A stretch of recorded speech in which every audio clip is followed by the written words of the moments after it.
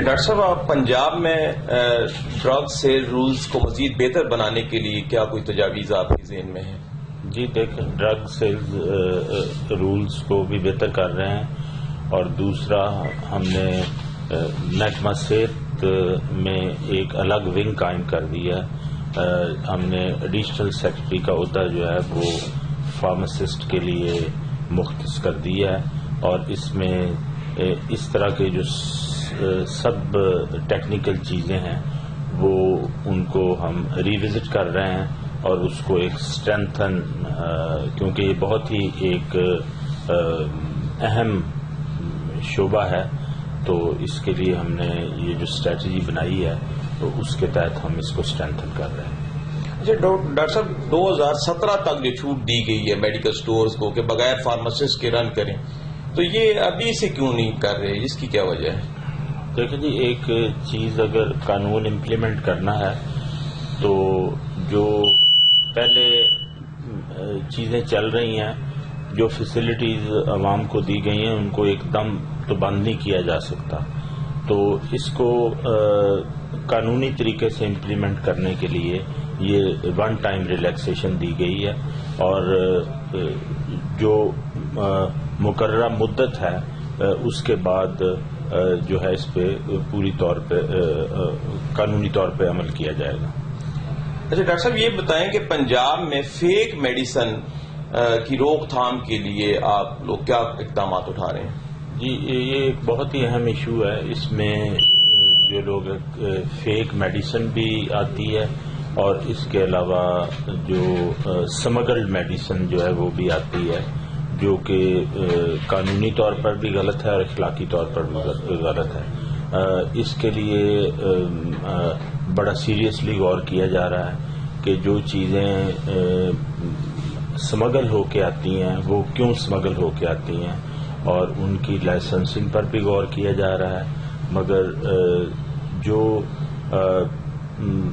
Licensing کے زمرے میں نہیں آئیں گی ان کو پھر پوری اچھی طاقت سے روکا جائے گا، تاکہ وہ جو لوگ اس طرح کی حرکتیں کرتے ہیں وہ لوگوں کی جان و مال سے نہ کھیلیں۔ اچھا ڈاکٹر صاحب، حالیہ جو FIA کی کمپین ابھی آئی ہے فیک میڈیسن کے حوالے سے، تو اس میں آپ کیا اپنا کردار ادا کر رہے ہیں؟ آپ کو کیا انسٹرکشنز وغیرہ ملی ہیں؟ دیکھیں جی، اگر کوئی غیر قانونی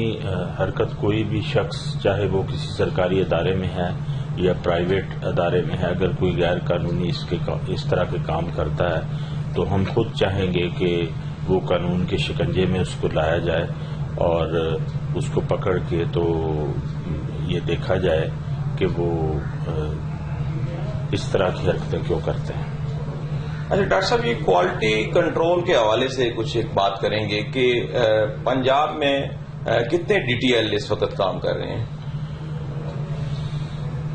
پنجاب میں 2 DTL کام کر رہے ہیں، لاہور اور ملتان، تو وہاں پہ ہم نے ان کی کیپیسٹی بلڈنگ بھی شروع کی ہے۔ لاہور کے DTL کو ہم نے تقریباً 100 ملین کا نیا اکوپمنٹ لیا ہے، جس میں ہم یہ ٹیسٹنگ فیسلٹیز کو ماڈرن اور وائڈ رینج کر رہے ہیں۔ اس پہ اب اتنی کیپیسٹی ہوگی کہ جو جدید ترین نئے سالٹ آ رہے ہیں، فارماسیوٹیکل انڈسٹری میں اتنی جدید ترین مشینری لگی ہوتی ہے، تو کیا اس کو کاؤنٹر چیک کرنے میں اس کی کیپیسٹی بلڈ ہو جائے گی؟ ہاں جی، کیونکہ PIC ڈرگ ریئیکشن کیس میں ہمیں کافی مشکلات پیش آئی تھیں، اور ہم نے پھر UK کی لیبارٹری سے انالیسس کروایا تھا، کیونکہ ہمارے پاس کیپیسٹی نہیں تھی۔ تو اس کے بعد وزیر اعلیٰ پنجاب میاں شہباز شریف صاحب کی ہدایت پر اس کی کیپیسٹی بلڈنگ کی گئی ہے، اور اس کے لیے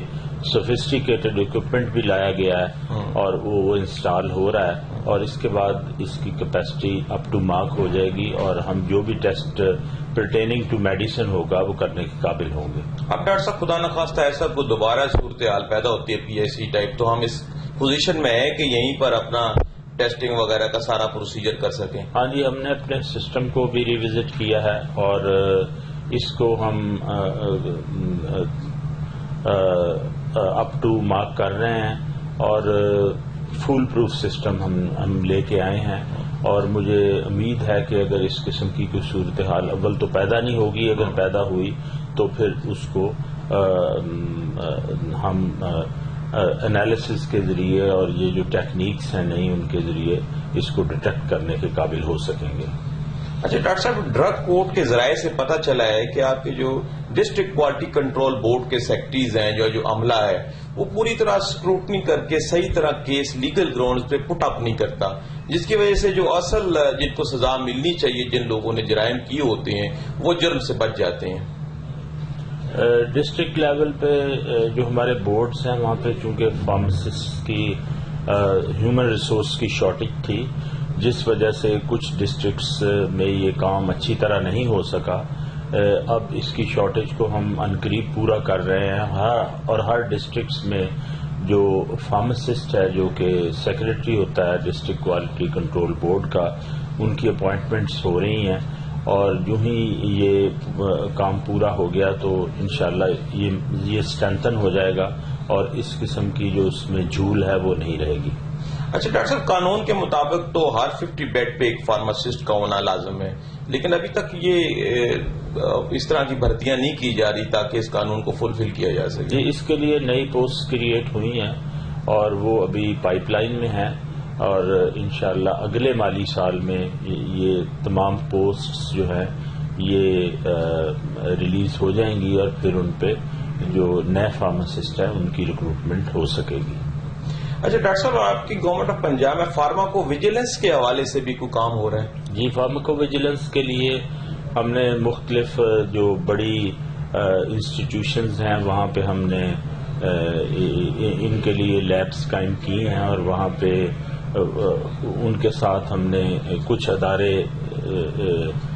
جو ہیں وہ مختص کر دیے ہیں، اور جو ہی یہ کام بھی کمپلیٹ ہو گیا تو اس میں کافی بہتری آ جائے گی. اچھا ڈاکٹر صاحب، آپ کے پنجاب میں کچھ پورے پاکستان میں کچھ اسینشل ڈرگز مسنگ ہیں، یعنی ایسے جو پوری دنیا میں ہوتی ہیں، یہاں پہ ابھی رجسٹرڈ نہیں. اس حوالے سے کچھ سروے وغیرہ آپ کی کیا جا رہا ہے؟ ہاں جی، بیسک ہیلتھ یونٹس پہ کچھ اسینشیل ڈرگز کی کمی ہے. پچھلے دنوں اس کا نوٹس وزیر اعلیٰ پنجاب نے بھی لیا ہے، اور اس کے لیے ہم تیاری کر رہے ہیں، اور آئندہ اس طرح کا لایا عمل آئندہ مالی سال سے بنا رہے ہیں کہ کوئی بھی ایسی جگہ نہ رہے جہاں پہ اسینشیل میڈیسن جو ہیں وہ مسنگ ہو. اس کے لیے ہم نے مدد کچھ اپنے ٹیکنیکل جو ہمارے پارٹنرز ہیں ان سے بھی لی ہے، اور یہ مسئلہ بھی انشاءاللہ چند مہینوں میں حل ہو جائے گا. ڈاکٹر صاحب، پنجاب میں ہاسپٹل فارمیسیز کی کیا صورتحال ہے؟ وہاں کتنی مقدار میں میڈیسن موجود ہوتی ہے؟ کیا او پی ڈی میں آنے والے تمام مریضوں کے لیے میڈیسن اویلیبل ہوتی ہے؟ دیکھیں یہ ہاسپٹلز میں جو ایمرجنسیز ہیں وہاں پہ تو 100% فری میڈیسن پرووائڈ کی جاتی ہے. اسی طرح جو انڈور وارڈز ہیں وہاں پہ تمام نان افورڈنگ پیشنٹس کو فری میڈیسن اور ٹیسٹ کی سہولیات مہیا ہیں. او پی ڈی میں جو میجر گروپس ہیں ان کو بھی ادویات دی جاتی ہیں، مگر جو سفسٹیکیٹڈ ادویات ہیں وہ مہیا نہیں کی جاتی،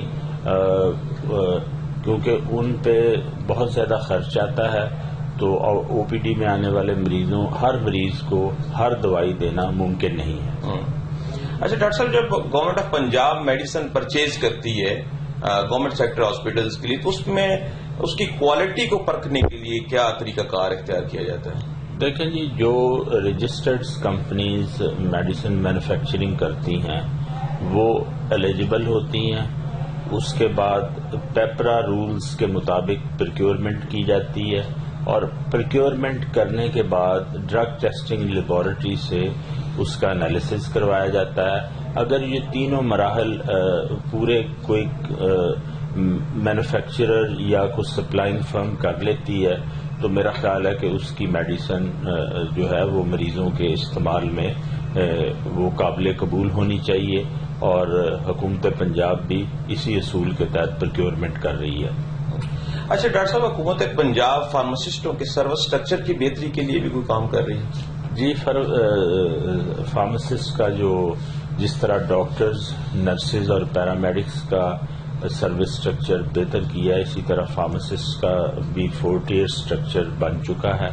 اس کے مطابق پروموشنز بھی شروع ہو گئی ہیں، اور جو فارماسسٹ کا کاڈر ہے یہ مزید فعال ہو جائے گا اور نئی پوسٹ بھی کریٹ ہو رہی ہیں، اور فارماسسٹ جو ہیں وہ گریڈ 17 سے 18، 18 سے 19 اور 19 سے 20 میں ترقی کرنے کے لیے ایلیجبل ہوں گے۔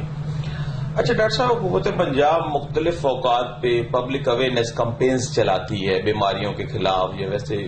صحت کے حوالے سے، کوئی ایسی کمپین بھی آپ کا چلانے کا ادارہ ہے جس سے عوام کو فارماسسٹ کے کردار کے بارے میں پتہ؟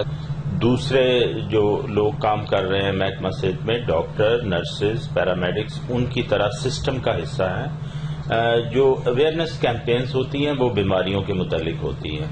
تو ود ان دی سسٹم تو سب لوگ اویئر ہیں کہ فارماسسٹ کا کیا رول ہے، تو اس لیے میرا نہیں خیال کہ پبلک کیمپینز کرنے کی ضرورت ہے فارماسسٹ کے رول کے متعلق۔ یہ رول جو ہے یہ سسٹم کے اندر خود ہی واضح